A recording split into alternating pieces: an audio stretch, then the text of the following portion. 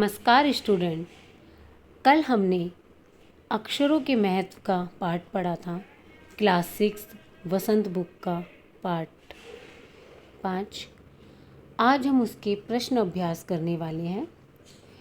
यदि आप कोई भी चैप्टर ध्यान से पढ़ते हैं तो आप उसमें से कहीं से भी पूछे जाएं क्वेश्चन, आप उसका उत्तर आराम से दे सकते हैं।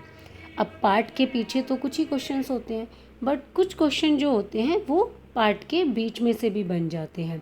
जैसे कि क्वेश्चन बन सकता है कि हमारा जो ये प्रागैतिहासिक काल है उसे किसको कहा जाता है, जब इतिहास लिखित में नहीं था। इतिहास कहाँ से शुरू होता है? जब हमें हमारा जो प्रमाण है, जो भी है, वो हमें लिखित में मिलने शुरू हुए थे, तब से हमारा इतिहास शुरू हुआ। इसी तरीके से कितने टाइम पुराना है, इस तरीके से काफ़ी क्वेश्चंस बन सकते हैं। अगर आपने चैप्टर को ध्यान से पढ़ा है तो आपको किसी भी प्रश्न का उत्तर देने में किसी भी प्रकार की कोई भी कठिनाई नहीं होगी। अब आगे हम शुरू करते हैं प्रश्न अभ्यास।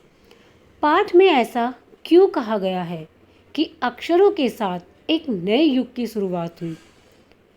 अक्षरों के साथ नए युग की शुरुआत का मतलब क्या है? जब इससे पहले जब प्रागैतिहासिक काल था, उसका कोई लिखित में प्रमाण नहीं है, कुछ नहीं है।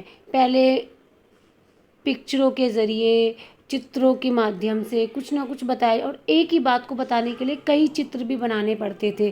तो एक लिखित प्रमाण नहीं है, तो हमें उसके बारे में इतनी ज़्यादा जानकारी नहीं है। परंतु हमें जिसकी लिखित प्रमाण मिले उनकी हमें ज्ञान भी बहुत है, नॉलेज भी बहुत है, पता है उस टाइम पे क्या हुआ था क्या नहीं। उससे हमारे को एक तो विकास जो है हमारा बहुत जल्दी हुआ, जब हमें लिखित में चीज़ें मिलने लगी। फिर उसके बाद हमें सब चीज़ों का जो है आगे की पीढ़ी के लिए भी हमने उसको संजो के रखना शुरू करा लिखित में। सब चीज़ अगर आज जो खोज हुई है वो आगे पीढ़ी को भी पता चले तो वो लिखित में उसके प्रमाण होते, तो उनको भी उसकी ज्ञान मिलता है। अगर उसमें कुछ कमियां हैं या कुछ है तो वो उसमें भी सुधार कर लेते हैं। इस प्रकार से दूसरा प्रश्न, अक्षरों की खोज का सिलसिला कब और कैसे शुरू हुआ? पाठ पढ़कर उत्तर लिखो। अक्षरों की खोज का सिलसिला शुरू हुआ इतिहास काल से, मतलब जब हमारा जो इतिहास है वो लिखित में मिलने लगा। पहले क्या था? पहले बंदे अपने भाव कैसे प्रकट करते थे? संकेतों के माध्यम से और चित्रों के माध्यम से। तो फिर उसके बाद धीरे धीरे करके अक्षरों की खोज हुई और हमारे को अपनी बातों को दूसरों तक पहुंचाना आसान हो गया। अक्षरों के ज्ञान से पहले मनुष्य अपनी बात को दूर दराज के इलाकों तक पहुंचाने के लिए किन किन माध्यमों का सहारा लेता था? जब अक्षर नहीं थे तो वो लिखित में तो दे नहीं सकता किसी भी चीज़ को, है ना? तो कैसे था? वो चित्र बना के, जैसे इसमें बताया गया है ना कि सूरज को गोल वृत्ताकार बना के उसके चहु और मतलब कि चारों तरफ वो लकीरें खींच के उसे सूरज के लिए यूज़ करते थे, ये सूर्य है।